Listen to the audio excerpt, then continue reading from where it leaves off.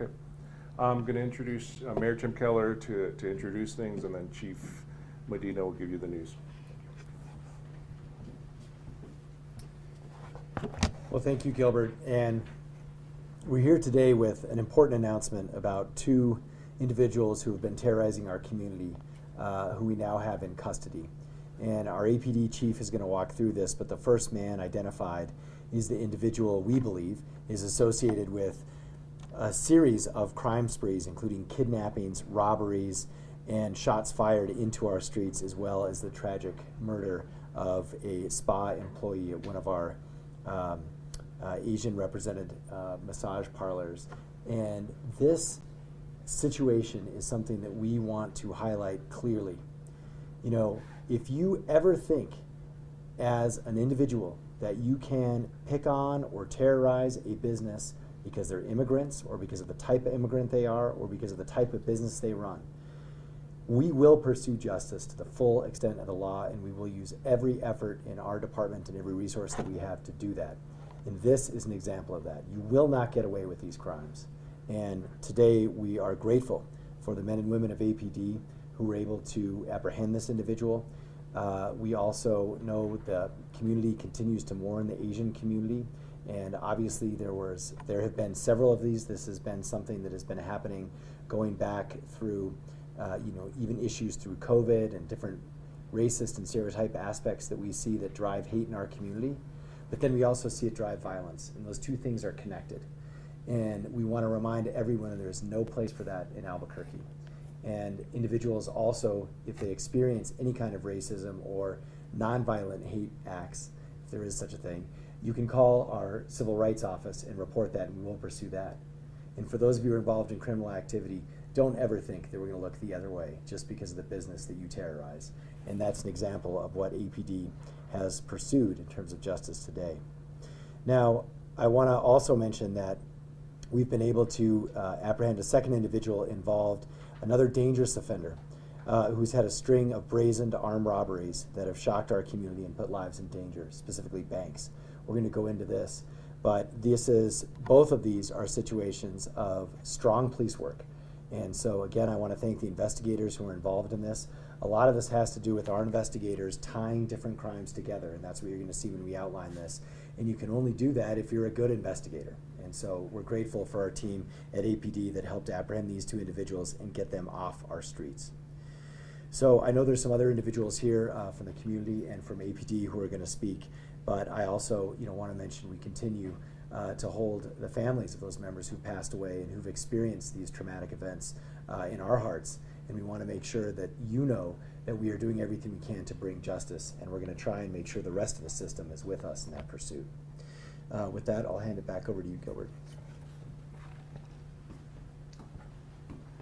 So Chief Medina has a few things to say, and then we'll have Deputy Commander Hartsock get into the details of the crimes. But just for clarification, the first individual is Rafael Marquez is the individual who died in the officer-involved shooting, I think a couple of weeks ago, involving state police and Bernalillo County Sheriff's Office. So, and the second individual was arrested yesterday for the bank robberies. And we'll send out a news release on that too. I first want to start by, giving my condolences to the Asian community. I think that this isn't just a crime that affected an individual, family and friends of the individual, but it's a crime that affected a whole community. And I'm glad that we've been able to solve the second of these cases that have struck our community in the last year. And it's unfortunate this individual won't stand justice because obviously he's deceased. But we all know the history of Mr. Marquez. This started with good, strong police work from an alert impact sergeant. When the first series of crimes occurred and he was involved in some kidnappings and carjackings, it was, an impact sergeant who said, this individual sounds like a suspect that we've been dealing with, and I think it's him. Those units worked through the weekend and they got the identification they needed, and they were able to identify Mr. Marquez as a suspect in that string of home invasions and kidnappings and auto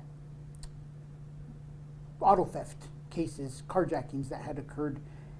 It then escalated to the point where we were trying to find this individual, and we started getting information that this individual possibly was related in the massage parlor.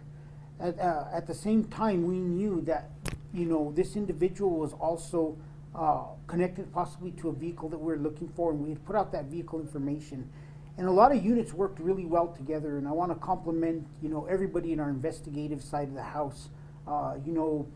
Deputy Chief Cecily Barker, Commander George Vega, Deputy Commander Kyle Hartsock, Lieutenant Ray Del Greco, and the sergeants that were involved in this from the impact level that were putting these cases together, because they were able to tie this together, and we started looking for this individual. And as we know, this individual fled from the New Mexico State Police, and this individual ended up being involved in an officer-involved shooting and losing their life. But it's this strong commitment from our investigative unit that kept working, and they were able to tie some evidence left at the scene at the massage business to evidence directly related to Mr. Marquez, and Deputy Chief Hartsock will be going over that. So, you know, once again, our condolences to everybody in the Asian community, to those individuals that operate massage businesses, and to let them know that, once again, I stated this earlier, our officers don't care if you have a business license. Our officers don't care, if you are here legally or not. Our officers care about the crime, the victim that you are, and the fact that we want to take individuals into custody who victimized you. You know, I also want to compliment once again our investigative units. We've seen the amount of work that has gone in. It's night and day with our homicide unit and the way they're clearing these homicides. But I also want to compliment our ISU team. They're the ones that apprehend criminals. Yesterday, Evan Lamone was taken into custody. This was once again good proactive police work. Our detectives are out in the community being proactive. Armed robbery occurs, and they were able to take this individual into custody, and he's tied to 9 armed robberies at banks in the metro area. So this was a huge arrest for us in our fight against violent criminals, and it's the boots on the ground, the officers out there every day, and the hard work and the great leadership by our investigative section that is getting to a lot of these cases and clearing them up. But with exact details, we're going to turn it over to Deputy Commander Hartsock for some more details on this incident. Thank you.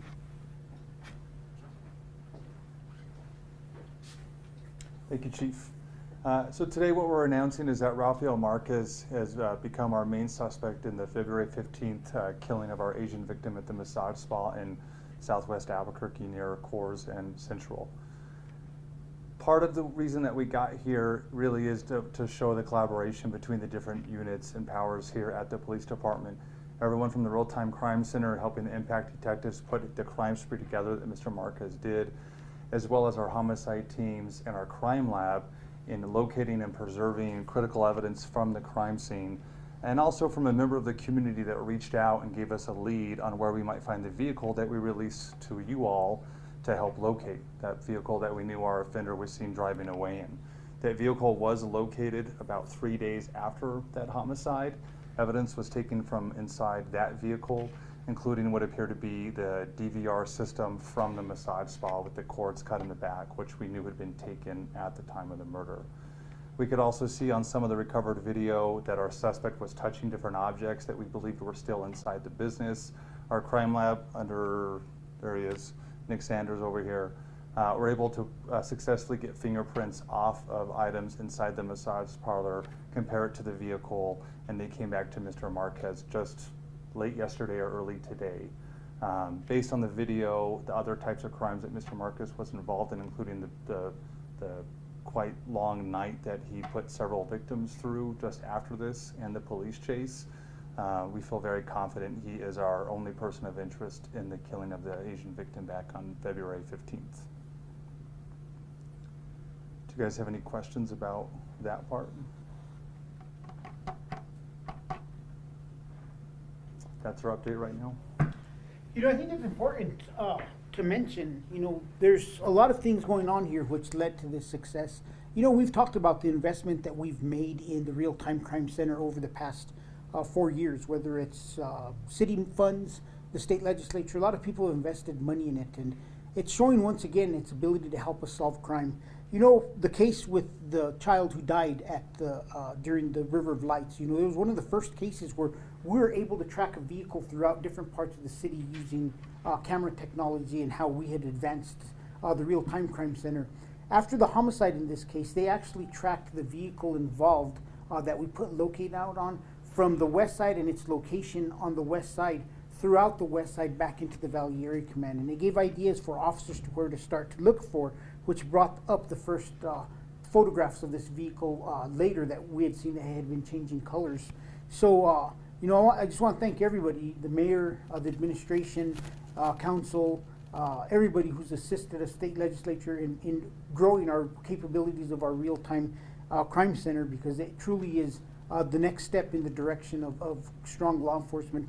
I also want to commend the leadership of the investigations one last time, and I want to point out one thing. You know, Nick Sanders has supported criminal investigations well. Nick was just recently promoted. He's part of the new leadership that we brought into these areas that we're starting to see the results of all the cases going forward. Commander George Vega also brought in, as you know, I'm very happy of the fact that I stole Kyle Hartsock from D.A. Torres. I remind him every time that I see him that I stole Kyle from him, and Ray Del Greco, who came over. So, you know, it's a strong team at investigations. You heard how well they're working and communicating with one another, and that's the environment and the culture on the criminal crime fighting side that we need to build within the Albuquerque Police Department, so that that becomes the new standard of how things are done. So I'll turn it over to you. Good afternoon, everybody. My name is Crystal Ciarza, and I'm the volunteer executive director of the Asian Business Collaborative. I wanted to say thank you to the law enforcement for not only the job that they did today, but also for inviting us into the multiple conversations behind the scenes about how we can support the API community. At the same time, as an Asian community, we are still incredibly grieving and hearing about the loss from families and friends. This was somebody's employee, this was somebody's friend, this was somebody's daughter and mother. And so we are incredibly heartbroken about this murder. And even though today we will provide justice, thanks to the leadership, but at the same time, it's a very difficult situation, and the fight is not over. Throughout this time, the Asian Business Collaborative has been working with all Asian-owned massage businesses and all API-owned businesses, helping them feel safe and secure while they're just simply working for their livelihood and their wages. We've also been working in concert with the New Mexico Asian Family Center, and they are the real heroes behind the scenes in this situation. Obviously, our law enforcement catching the criminal at this time. They've been real champions for the Asian community because they have been helping all API families throughout this difficult time period. Not only are they advocating for safety and security, but they've been the key piece of advocating against sexualization of women in the API community, which is potentially what led to a lot of these strings of crimes for our API businesses. This is not a time for us to feel rest and relieved. In fact, it's a time for the entire Asian community and our community as a whole to work even harder to protect the Asian business community and the Asian community at heart. We've heard reports of multiple attempts of sexual violence, robbery, stalking for our Asian-owned businesses of all types. So now's not the time to let off the gas. We need to continue helping each other. Thanks to our conversations with APD, we need to continue to investigate small crimes that have turned into homicides, and having a proactive approach rather than a reactive approach to our needs. We also need to still continually challenge language access in this particular time, especially since our victim did not speak English. And so, especially in this instance, we need the support of interpretation. And in fact, ABC has continued to work tirelessly to all Asian businesses and massage businesses, helping them know about innovative resources for safety and security. In the eve of the first anniversary of our Atlanta murders, we must uplift each other in our community. So if you know an Asian American, Pacific Islander, Native Hawaiian community member that needs resources related to trauma, send them to the New Mexico Asian Family Center. If you know of an Asian business who needs help with understanding the safety and security or just basic questions, the Asian business community is here. Don't be afraid to reach out for help. Most importantly, our condolences to the entire API community. Thank you.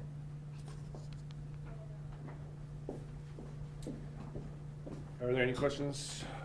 Can we get a little bit more information about the other murder, the December 24th one about David Brown? What was the circumstances surrounding that?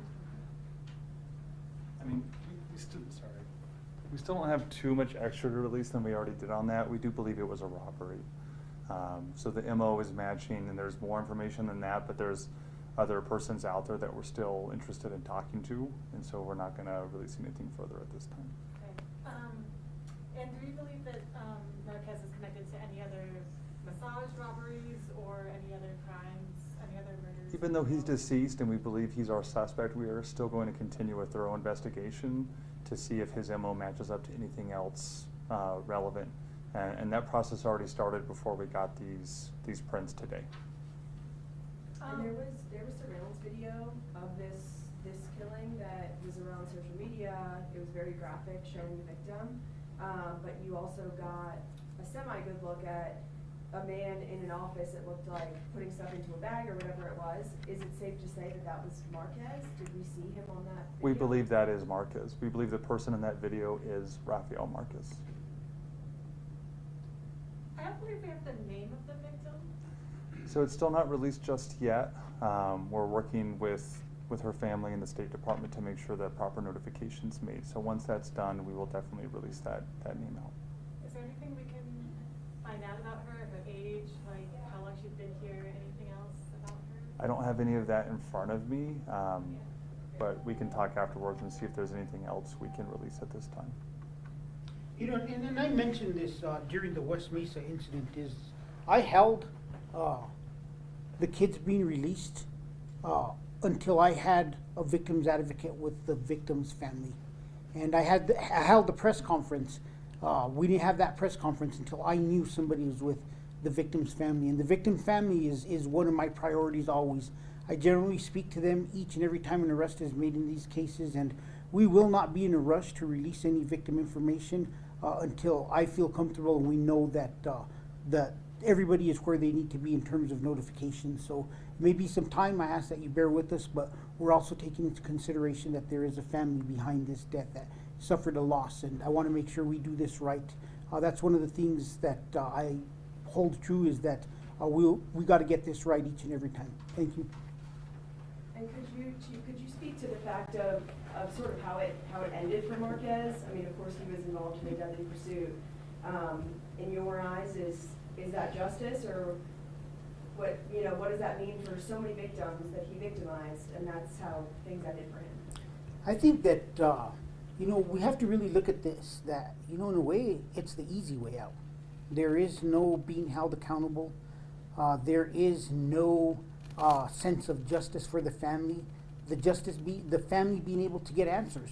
We know at the conclusion of every homicide investigations, a lot of times families get some answers that they didn't have before. Interviews provide information for other crimes that they may be involved in. So I think Mr. Marquez got, quite honestly, the easy way out of this in losing his life. It's a decision that was out of our hands at the Albuquerque Police Department, and probably out of a lot of people's hands. But in a way, we're robbed as a community, because we're still looking at that December 24th homicide.